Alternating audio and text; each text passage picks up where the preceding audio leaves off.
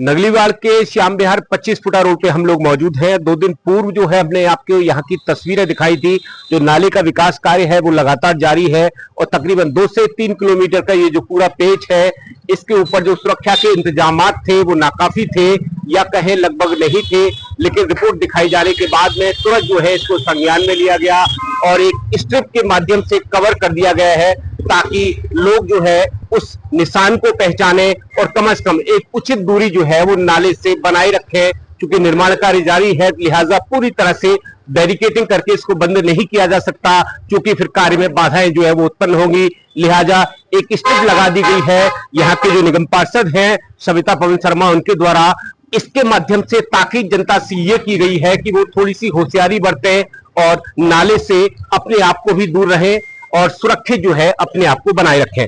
बहुत बहुत स्वागत है पवन जी आपका।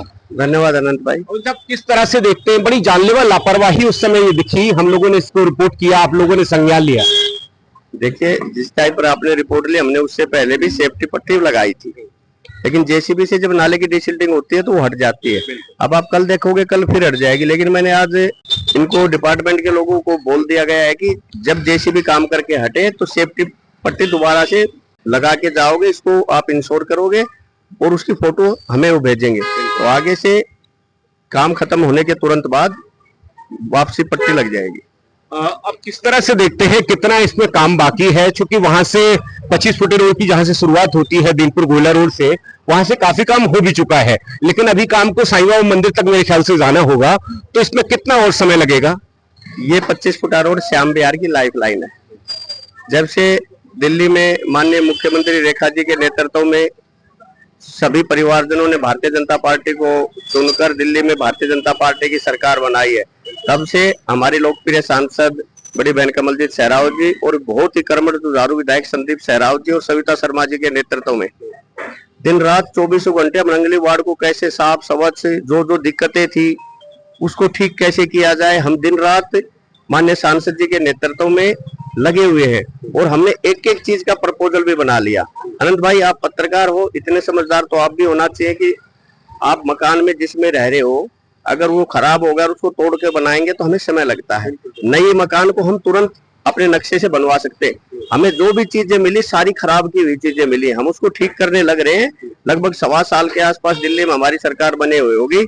मैं आपको विश्वास के साथ कह सकता हूँ कि 2026 में दिसंबर तक मैक्सिमम काम हम ग्राउंड पे करके आपको दिखाएंगे और जितनी भी समस्याएं हम उसमें जनता को राहत देने का कार्य माननीय सांसद जी, विधायक जी और सीएम मैडम के नेतृत्व में हम कर रहे हैं। जी, जो नाले का विकास कार्य कराया जा रहा है, क्या इससे ये समझा जाए कि जो सीवर की लाइनें डाली जानी थी, क्या उसका जो वक्त है और आगे बढ़ गया?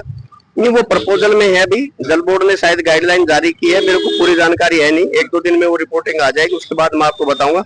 नाले का प्रोसीजर तो हमने बहुत पहले शुरू किया था, क्योंकि पिछली सरकारों में 10 साल यहाँ से आम आदमी पार्टी का विधायक रहा, एमसीडी में बजट था नहीं, उन्होंने कभी इसकी सूद ली नहीं।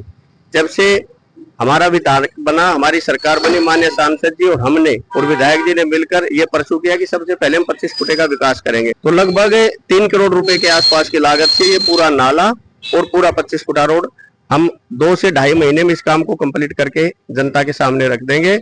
अब एक भी बूंद वाटर लॉगिंग हम इस 25 फुटे पर नहीं होने देंगे, इसके लिए हम प्रयास कर रहे हैं।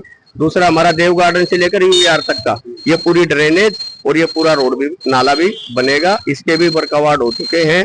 एक भी काम आपको तब बिहार को ले लीजिए, फेज 2 का पूरा ड्रेनेज सिस्टम ही 0 था, उसके वर्क अवार्ड हफ्ते से 10 दिन में हो जाएंगे। आने वाले जल्दी 1 महीने 1.5 महीने के अंदर अंदर हम तब बिहार में भी काम शुरू कर रहे हैं। आनंद विहार में हमने काम ऑलरेडी शुरू कर दिया है।